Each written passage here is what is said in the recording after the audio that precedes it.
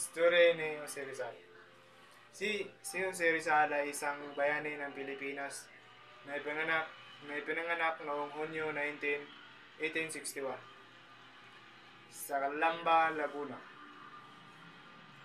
Siya ay isang matalino at maraming talento.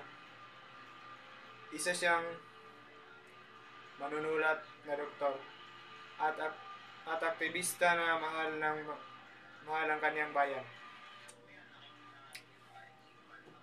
Nag-aral siya ng medisina at naging isang doktor sa mata.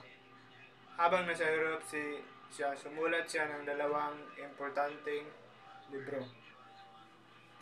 Yun ay Noli Me Tangere at El Filibusterismo. Pinakita sa mga libro ito ay ang mga problema at pang-aabuso ng mga Kastila, lalo na ang mga fraile. Gusto ni Rizal ng mapayapang reforma at karapatan para sa Pilipino.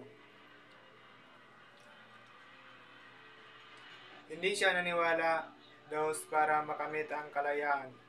Bumalik siya sa Pilipinas at nagtatag ng grupong Lalilag Pilipina para ipaglaban ang mga pagbabago.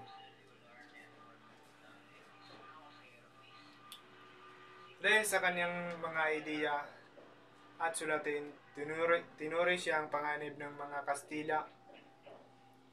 Nahuli siya, nilitis at binitay noong Disyembre 30, 1896 sa edad na 35. Kahit magal siyang namatay, naging inspirasyon siya ng maraming Pilipino para lumaban sa kalayaan.